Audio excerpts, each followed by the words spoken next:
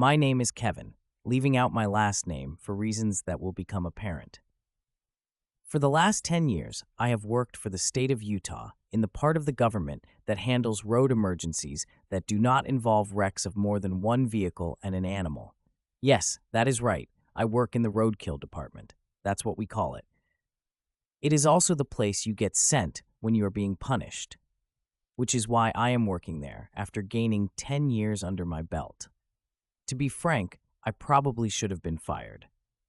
I punched somebody for running over a sack that had some cats in it.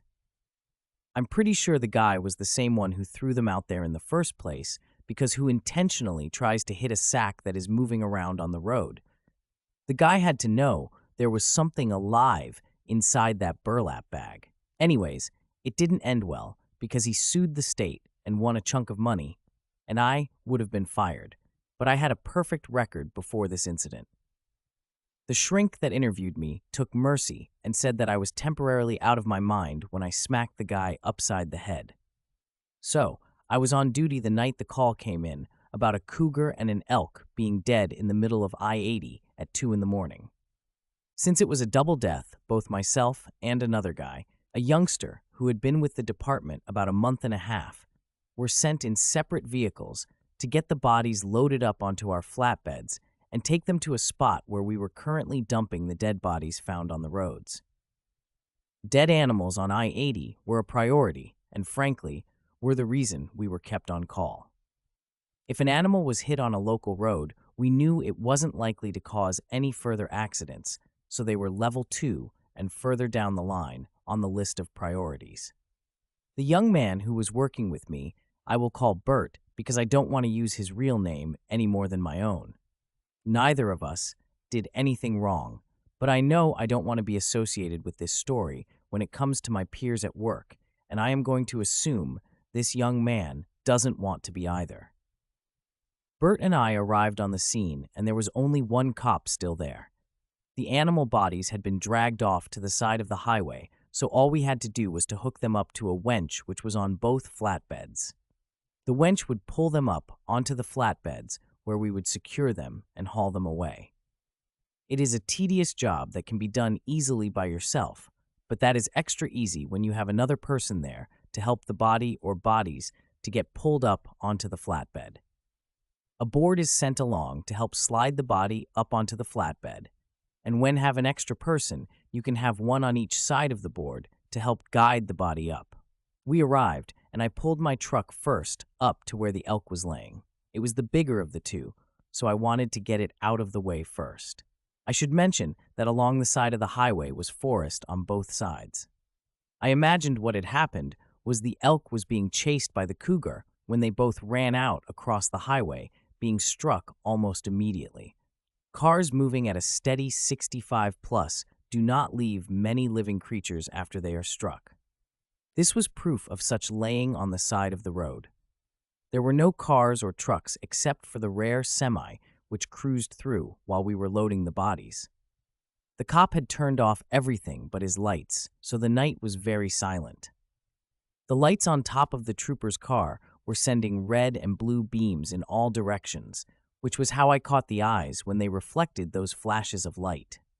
I don't know if it was the hue of the lights, but the eyes looking at us from the forest, not more than maybe 20 feet, were amber red in color, and they were a good 7, maybe 8 feet off the ground. It was enough to stop me in my tracks. I had positioned myself on one side of the loading board, and young Bert was on the other side. I had control of the wench and began pulling the body of the elk up the board ever so slowly. We struggled with keeping it centered on the board. It was during one of the times I stopped the wench so we could reposition the elk's body that I noticed the eyes. They were so far above the height I would expect to see a set of eyes that at very first sight I thought I was not seeing correctly. What I was seeing, I wasn't sure, but it couldn't be a set of eyes, not looking at me from that height. Worse yet was they were on the downside of the mountain. The elk had been racing down the mountain, which explained to some extent how the accident happened. Clearly, there was no time for the driver to react. The elk may have even not touched the ground before it was struck.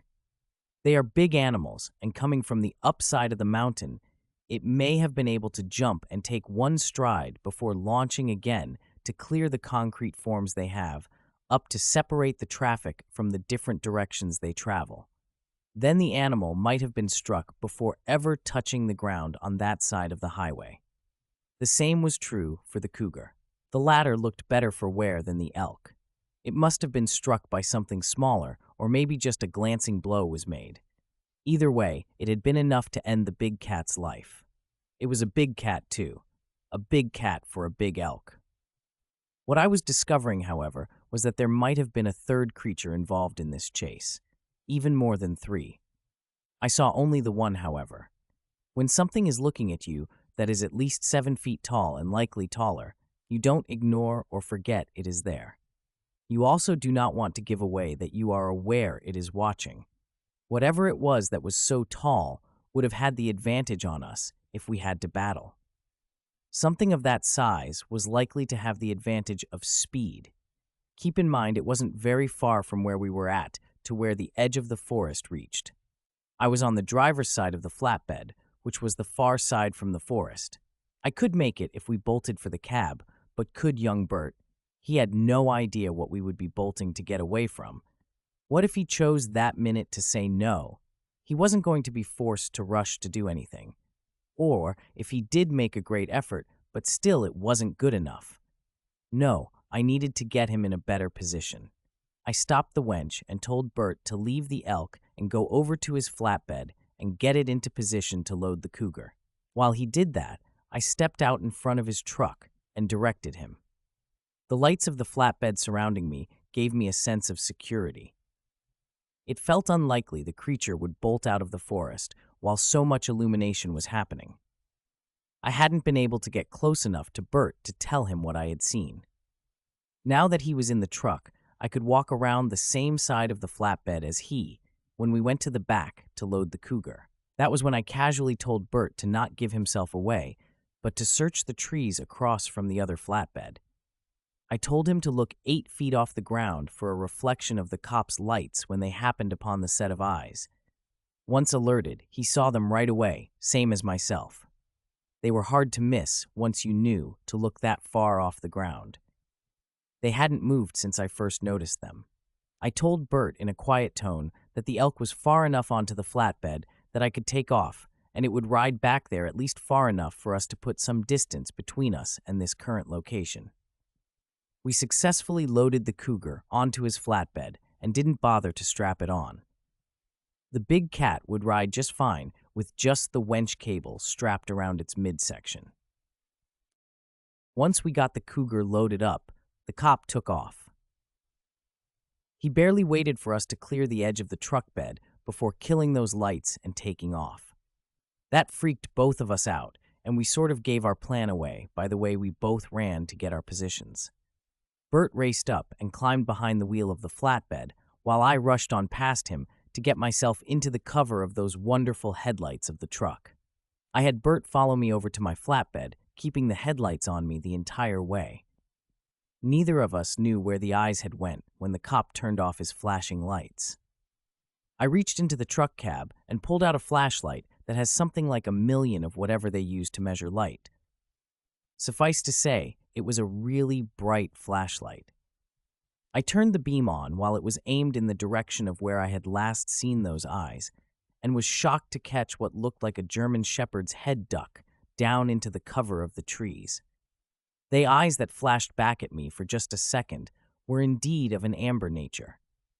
They showed no sign of fear that I could detect, just surprised to have a light shone on it so suddenly. I wasted no time throwing the flashlight back into the truck cab, and I followed it right after. The truck was already running. I threw it into gear and took off with Bert right behind me. That elk bounced on the edge of the flatbed for 10 miles before I finally whipped the truck off to the side of the road, where Bert helped me to finish getting it pulled up onto the flatbed. We continued on from there to the spot where we unload the dead bodies. We both agreed we had seen something with a dog or a wolf's head, but that was way too big, too tall, to ever be a canine of any sorts known to man. We also agreed we wouldn't be making any reports, which was out of the ordinary. I didn't need any further review from the brass above, and Bert, just starting out, didn't want to do so from a negative. Thanks for visiting. Please check out @safedistance.com for more stories like this one.